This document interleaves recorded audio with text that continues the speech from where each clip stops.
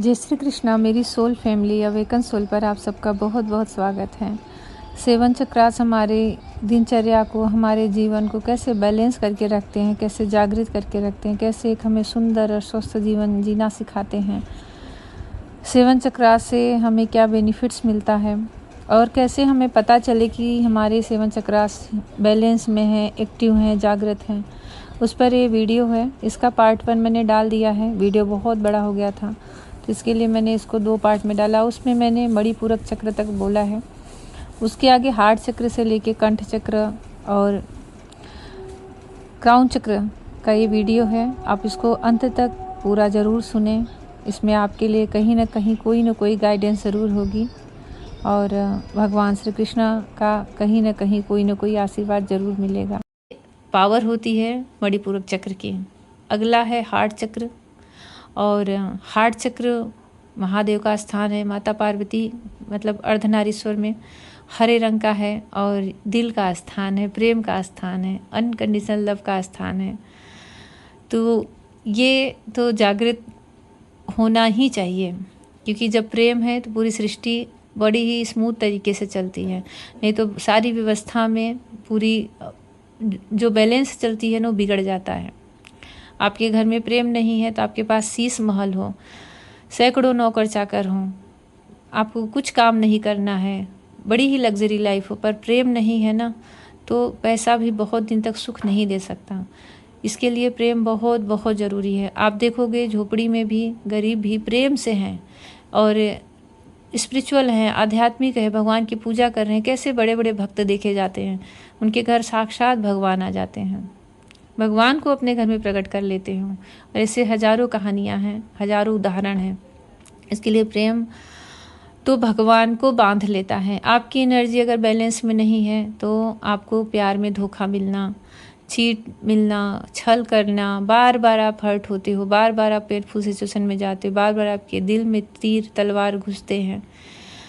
बहुत जल्द आप दूसरों पे ट्रस्ट कर लेते हो। जब बैलेंस में नहीं रहती ना तो आप बहुत जल्द दूसरों पे ट्रस्ट कर लेते हो और बहुत जल्द आप उनके बातों में आ जाते हो, पर फिर हर्ट हो जाते हो, क्योंकि वहाँ प्योरिटी है ही नहीं, कोई सच्चा प्यार करने वाला नहीं। पर जब आइए ये शक्ति जागृत रहती है, चक्र जागृत रहते हैं, अवेकन रहते हैं ना, तो जैसे आपके आसपास पूरी ग्रीन जो इसका रंग है वो फैलता है तो आपका ऑरा वैसा होता है, क्योंकि आपने वहाँ का जो मंत्र होता है यम, उसका आपने मंत्र चैंटिंग करके आपने वो जागृत किया है अपने कर्मों से, अपने इनर वर्क से।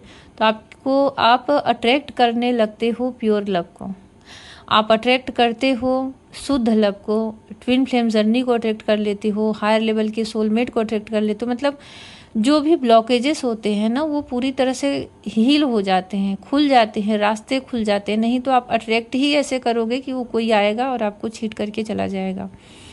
इसलिए यहाँ की जो एनर्जी है उसे कभी भी हल्के में न लें, इसकी गंभीरता को समझें।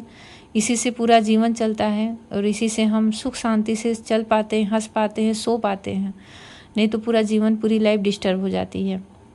और ट्विन फ्लेम का तो ये स्थान ही है, उनके तो मिलन का ही स्थान है, टेलीपैथिक का स्थान है।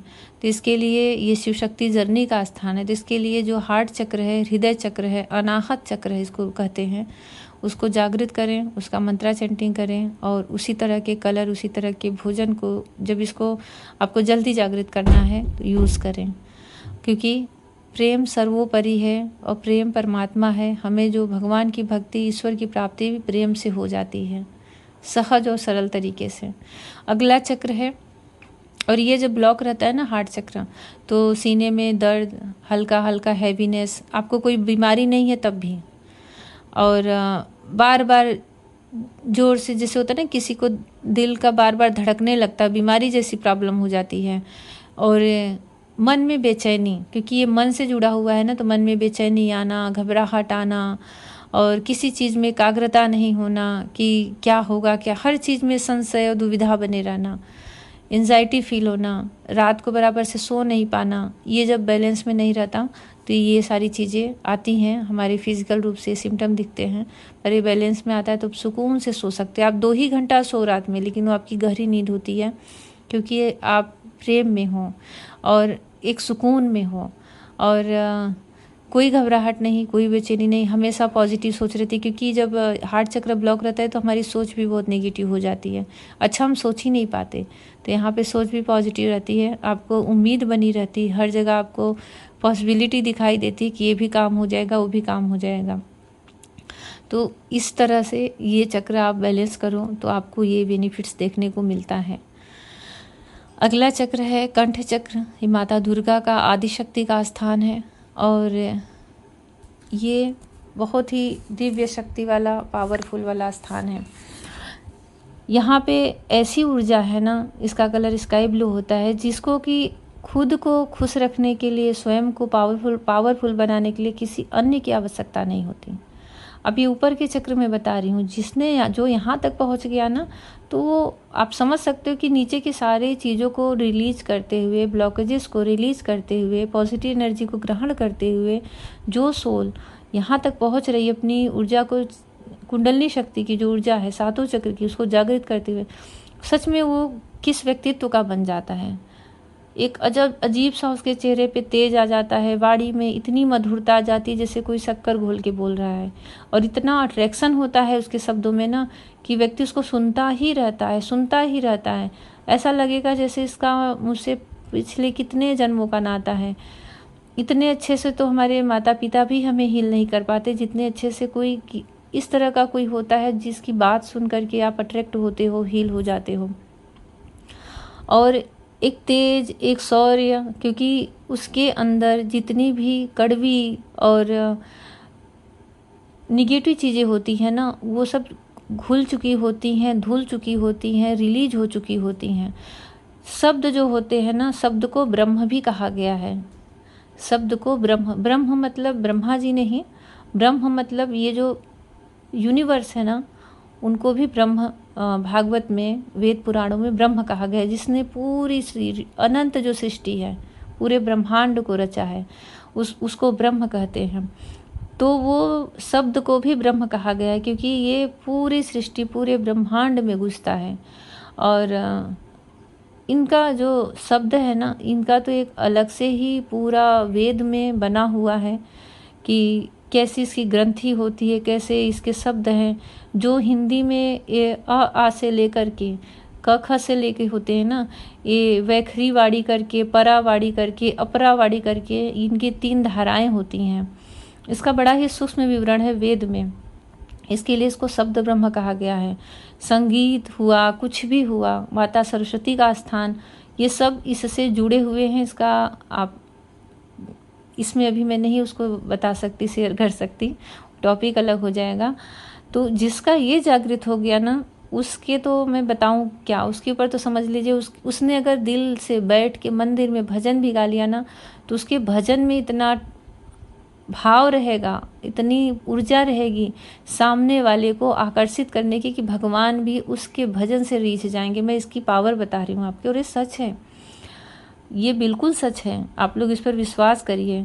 कोई कितना ही सामने से गाली दे रहा है, आप सोचिए कि एक एनर्जी में ये बता रही हूँ और दूसरी एनर्जी के कोई सो के उठते ही गाली देने लगता है, हमेशा दूसरों के लिए गलत ही बात बोलता है, गलत ही बोलता है, कभी अच्छा उसके मुंह से निकलेगा नहीं। भले ही वो व्यक्ति अच्छा हो, भले ही उसका व्यक्तित्व अच्छा हो, भले ही वो अपने हार्ट चक्र में उसकी शुद्धता हो, वो दिल का अच्छा हो, लेकिन बोली इतनी कड़वी और जहर की तरह होती है ना कि सामने वाला तकलीफ आ जाए। मुझे तो, मैं अपनी बताऊँ ना, मुझे बिल्कुल भी पसंद नहीं है। आप मत बोलो, आपको कोई चीज़ पसंद नहीं आ रही है ना, तब चुप हो जाओ, लेकिन ऐसा शब्द मत यूज़ करो कि भगवान भी दुखी हो जाए, सामने वाला भी दुखी हो जाए। सब कहते हैं ना कि घाव दे दो तलवार से तो वो घाव भर जाता है, पर जो शब्दों के वार होते हैं ना, वो नहीं भरते। इसलिए कभी भी किसी को कठोर शब्द बोलने ही नहीं चाहिए। मुझे ये किसी का भी स्वभाव बिल्कुल भी पसंद नहीं है। कुछ लोग कहते हैं कि हमारा तो दिल साफ़ है, सिर्फ हम जबान के कड़वे हैं। अरे मैं नहीं मानती, आपका दिल गंदा है तभी आपके जबान से कड़वी बातें निकल के आ रही हैं, और उसी का एक सहारा लेकर के इंसान क्या क्या बोल जाता है सामने वाले को, और 2 शब्द सॉरी बोल के फिर हट जाता है। पर ये बहुत ही गलत व्यवहार है, नहीं करना चाहिए ऐसा।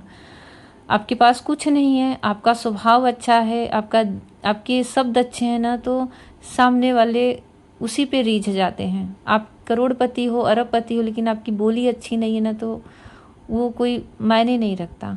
तो इसके लिए ये जो कंठ चक्र है ना, ये हमारे शब्दों का हेर फेर करता है, हमारे शब्दों को मधुर अगर ये ब्लॉक है ना, मैं फिजिकल सिम्टम बता रही हूँ, हमेशा कफ बने रहना, गले में खराश बने रहना और खांसी आते रहना, गले से जो प्रॉब्लम होता है, ये साइन दिखाते हैं कंठ चक्र का। और आप इसको हील करें, इसका जो मंत्रा चैंटिंग है उसको करें, इसके जो आसन, कलर, रंग भेद खाना है उसको यूज़ करें और इसको ज़रूर जागृत करें। वैसे भी यहाँ तक पहुँचने के लिए आपको पिछले नीचे के 4 चक्रों को भेद करके ऊपर पहुँचना है। इतना आसान नहीं होता यहाँ तक पहुँचना, इतना आसान नहीं होता अपने कंठ चक्र को बैलेंस में करना और जागृत करना, क्योंकि अब आप एक उच्च अवस्था में आ रहे हो, अब आप एक डिवाइन ऊर्जा में आ रहे हो। तो यहाँ पे आपको संभालना और संभाल के बनाए रखना अपने आप को। उसके लिए नीचे की सारी चीज़ें, जैसे कहते हैं नींव मजबूत हो तभी मकान अच्छे से मजबूती से खड़ा रह सकता है, इसके लिए नीचे की भी सारी चीज़ें अवेकन और मजबूत होनी चाहिए। और वैसे भी आदि शक्ति का स्थान है, तो कितनी शक्ति आ जाती है, कितना पावर मिलता है जब ये चक्र क्योंकि उनकी ब्लेसिंग मिलती है। और अगला चक्र है, एक मुझे दोहा चैनल हो रहा है, कबीर जी का है क्या शायद, ऐसी वाणी बोलिए मन का आपा खोए, औरन को शीतल करे आपहु शीतल होए। मुझे ये बहुत पसंद है, ये लाइन बहुत पसंद है। कोई मेरे सामने ना ऐसे मधुर बोल देता है ना प्यार से, तो मेरा जैसा लगता है उसने दिल जीत लिया है, बहुत अच्छा लगता है। तो आप लोग भी ऐसे ही बने, इस चक्र को एक्टिव करें, मेडिटेशन करें। आप ऐसे नहीं हैं तो ऐसे बन जाएंगे, क्योंकि ये पावर दिव्य शक्तियों की होती है। अगला चक्र है आज्ञा चक्र। बहुत बड़ा वीडियो होता जा रहा है, तो मैं ये 2 पे बता दे रही हूँ, थोड़ा छोटे में ही बता रही हूँ। आज्ञा चक्र ये इंट्यूशन का है, टेलीपैथिक कनेक्शन का है। यहाँ सिर्फ 2 पंखुड़ियों वाले कमल हैं और ये इसका कलर इंडिगो ब्लू है और ये हमारी आत्मा का स्थान है। हम अपनी जो आत्मा का ध्यान करते हैं तो यहीं पे करते हैं। इसके जागृत रहने से, इसके देखिए पहले इसका मैं फिजिकल सिम्टम बताते हैं। जो ब्लॉक है, सिर में दर्द बना रहना, चक्कर आना और हमेशा तनाव बने रहना, डिप्रेशन में जाना, ये सब इसके फिजिकल सिम्टम हैं। मानसिक असंतुलन होना, मानसिक बीमारी हो जाना, ये भी हो जाता है। और अगर ये बैलेंस में है तो तीक्ष्ण तीव्र बुद्धि का प्राप्त होना, सरस्वती माता का आशीर्वाद प्राप्त होना, बहुत ही चतुर, बहुत ही तीक्ष्ण बुद्धि प्राप्त होती है और हर चीज़ में उनको फटाक से सोल्यूशन मिल जाता है। इंट्यूशन बहुत हाई हो जाता है, इंट्यूशन इतना हाई होता है कि उनको क्लियर अपने अंदर का इंट्यूशन क्या कह रहा है वो गाइड उनको समझ में आ जाता है। नेचर में और कहीं भी मेडिटेशन में, यहाँ तक कि ड्रीम में भी उन्हें जो कुछ भी मिलता है उसका वो मीनिंग समझ जाते हैं और वो बहुत उनको मतलब क्लियरिटी बहुत अच्छे से रहती है, किसी भी चीज़ में कोई उलझन नहीं। और ये जब ब्लॉक रहता है ना तो उलझन में ही इंसान रहता है। ये एक साइन में बता रही हूँ, किसी चीज़ में उसको रास्ता ही नहीं दिखता, यहाँ भी उलझाए वहाँ भी उलझाए, कोई समस्या सामने आई ना तो उसको राह नहीं मिलता, उसमें और उलझ जाता है और 4 लोगों से और पूछेगा कि इसका मुझे हल बताओ। पर ये अगर आपका जागृत है, अवेकन है, तो आपको क्लियरिटी मिलती ही है, आपको कोई उलझा नहीं सकता और आपकी एनर्जी बहुत हाई रहने लगती है। आप दिव्य शक्तियों से संपर्क में आ जाते हो, टेलीपैथिक कनेक्शन करते हो। मेडिटेशन में आप दूसरी ऊर्जाओं से संपर्क कर पाते हो, एंजल से संपर्क कर पाते हो, उनकी बातों को समझ पाते हो, सुन पाते हो और कभी कभी तो उनके शब्दों को भी सुन लेते हैं। बहुत अच्छी ऊर्जा है ये तो, क्योंकि ये ऊपर के चक्र आ गए ना, आज्ञा चक्र आ गए, मतलब आप अपनी आत्मा तक पहुंच गए हो। तो ये सोल जर्नी का 7 चक्रास का बहुत ही उच्च अवस्था है, बहुत उच्च अवस्था। जब भी मेडिटेशन करें, दोनों भौहों के बीच में स्थान होता है, उनका ध्यान करें और उसको जागृत करें और अपनी पूरी एनर्जी एक्टिव रखें, हाई बैलेंस में रहें, हाई एनर्जी में रहें। और ये यहाँ तक आने का मतलब कि आपने एक साधुता पाली है, दिव्यता पाली है, आप एक एंजल के फॉर्म में आ गए हो, चाहे मेल हो चाहे फीमेल। आप हीलर बन गए हो, आप टीचर बन गए हो, आप दूसरों के गुरु बन सकते हो, आप दूसरों को गाइड कर सकते हो। नहीं तो कम से कम आप जहाँ हो वहाँ का एनवायरनमेंट इतना प्योर और शुद्ध कर सकते हो कि सिर्फ आपके वहाँ बैठने उठने से कि वहाँ की हवा शुद्ध हो जाए, प्योर हो जाए वहाँ की एनर्जी, ताकि दूसरा कोई वहाँ आके बैठे तो उसको होता है। आपने कभी नोटिस किया है कि कहीं हम जा रहे हैं और एक स्थान पे बैठे तो मन बोझिल हो गया, अनजान जगह, और अचानक से कहीं गए, एक स्थान पे बैठे किसी वृक्ष के नीचे कहीं, तो अचानक से लगता है अरे मुझे बहुत अच्छा फील हो रहा है। वो हवा भी उस समय जो आपको छू के जाएगी, लगे कितना मन को सुकून दे रहा है। कभी ना कभी कोई ना कोई वहाँ उस जगह पे ऐसा बैठ के गया है जिसने एक अच्छी वाइब, अच्छी एनर्जी वहाँ पे बना के गया है। ऐसे ही हम दिव्य लोगों के संपर्क में आते हैं। तो इसको तो भाई जागृत करें, तो मूल है, इसका आधार है। और अगला, अपने यहाँ तक आपकी कुंडलनी भेद करके पहुँच गई है, तो अगला सहस्त्रार चक्र है, जो परम स्रोत है, परम ऊर्जा है, उनसे जुड़ने का मार्ग है। वहाँ 3D माया जगत, 3D लाइफ, माता पिता, बच्चे, पति पत्नी, धन संपत्ति, सब कुछ पीछे रह जाता है। वहाँ तक जिसकी एनर्जी पहुँच गई, वो जिसने उस चक्र को जागृत कर लिया, जिसने उस अवस्था में अपने आप को प्राप्त कर लिया, वो सिर्फ सोल पर आ जाता है, सिर्फ आत्मा की जर्नी को समझ जाता है, उसको ब्रह्म ज्ञान हो जाता है, उसको वेद ज्ञान हो जाता है। अब उसे मतलब क्या बताऊँ मैं, बहुत ही उच्च अवस्था होती है। संसार, उसका जो शरीर है ना, वो सिर्फ उसके प्रारब्ध से चलता है। फिर सिर्फ प्रारब्ध में उसने अच्छे कर्म किए तो सुख भोगेगा, बुरे कर्म किए तो दुख भोगेगा। पर ये सिर्फ उसका उसकी इंद्रियां उसका सूक्ष्म शरीर कर रहा है, देह, पर उसकी सोल अब सहस्त्रार चक्र पे स्थित हो गई है, तो उसे एक तरह से ब्रह्म ज्ञान हो गया है। वो भगवान के नित्य निरंतर संपर्क में आ चुका है। 1000 पंखुड़ियों वाला कमल का दल वहाँ उल्टी दिशा में, मतलब नीचे की तरफ मुँह करके घूमता रहता है, पर्पल कलर होता है। ओम इसका स्थान है। तो ये तो साधना का उच्च स्तर है। और ये जो परम ऊर्जा है ना, परम सत्ता, चाहे किसी भी रिलीजन के हो, उनका स्थान है। आप सीधा उनसे संपर्क में आते हो। और ये जब ब्लॉक रहता है, ये एक्टिव कम रहता है, ये सबका एक्टिव कम रहता है, वहाँ तक नहीं कोई पहुँच पाता। कंठ चक्र और आज्ञा चक्र तक पहुँच गया तो भी आपने बहुत सारी सिद्धियाँ, बहुत सारे जीवन में आपने बदलाव कर लिए, बहुत सारी समृद्धि पा ली, बहुत सारी सुख शांति पा ली वहाँ तक पहुँचने में। मणिपूरक चक्र ही आपका एक्टिव हो गया, जो तीसरा है, तभी आपने अपने जीवन और घर गृहस्थी में सुख शांति पा ली। और मनुष्य वहीं तक सीमित हो जाता है। आप देखोगे तो उसकी पूरा जीवन वहीं तक बीत जाता है। वो भी बहुत बड़ी बात है कि आपने मणिपूरक चक्र तक अपनी एनर्जी ला पाए हो। सहस्त्रार चक्र मतलब कि वो क्षुब्ध रहता है, वो बंद रहता है। उसको जागृत कर लिए तो जो अनुभव होता है ना, जो आप फील करते हो, तब आप समझते हो कि ये जीवन है क्या, ये जीवन मृत्यु क्या है, ईश्वर क्या है, हम कौन है, सोल यात्रा क्या है। वो बहुत ही उच्च अवस्था है। वहाँ पे ट्विन फ्लेम जर्नी भी कोई मायने नहीं रखती, जो सच्चाई है कोई मायने नहीं रखती वहाँ पर, क्योंकि सब कुछ यहीं तक रह जाता है। वहाँ आपकी सोल बिल्कुल अकेले जाती है। बहुत अच्छी, बहुत ही पॉजिटिव चीज़ें हैं ये 7 चक्रास को। बहुत ही उच्च अवस्था होती है इसको जागृत करना। मैंने जितना मेरा खुद का अनुभव है, जितना मुझे इसका नॉलेज है, और जितना मेरा एक्सपीरियंस है बचपन से लेके अभी तक, मैंने उसको बता दिया। और फिर भी मैं एक वीडियो लेकर आऊँगी कि इसके कलर, मंत्र और कैसे करना चाहिए, उंगलियों के पोज कैसे होने चाहिए, उसके फ़ोटो डाल दूँगी। आप सब कुछ लेकर एक साथ करोगे ना, तो जैसे किसी ताले को आप खोल लो सटाक से, सही चाबी लगा करके, तो बस ऐसे ही आप एक एक चक्रास को खोलते जाओगे।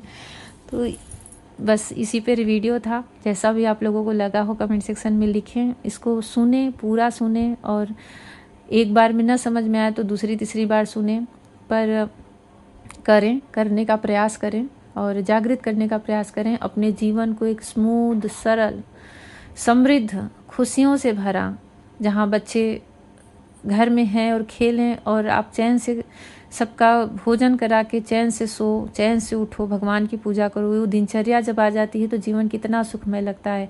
आपके आस पड़ोस के लोग आपसे खुश रहें, आपके घर के मेहमान आपसे खुश हों। बहुत ही कहने में छोटी बात है, पर ऐसा भी जीवन अगर किसी को मिल रहा है और वो जी रहा है तो बहुत बड़ी बात है। तो अपने जीवन को ऐसा ही बनाएं। भगवान कृष्णा की, राधा रानी की बहुत बहुत सारी ब्लेसिंग मिले। महादेव आदिशक्ति की, माता पार्वती की भी बहुत बहुत सारी ब्लेसिंग मिले। आपका जीवन सुखमय हो। जय श्री कृष्णा। कुछ भी पूछना है तो मेरे व्हाट्सएप पे आप मैसेज कर सकते हैं, और उसका नंबर मैं इसके डिस्क्रिप्शन में दे रही हूँ। Personal reading, personal session paid है तो उसका डिटेल देख लें, पर प्लीज़ कॉल मत करें। आजकल सब कॉल कर दे रहे हैं और मैं बिल्कुल नहीं बात कर पाती कॉल से। सिर्फ मैसेज करें, वॉइस मैसेज करें, पर सिर्फ मैसेज करें। जय श्री कृष्णा।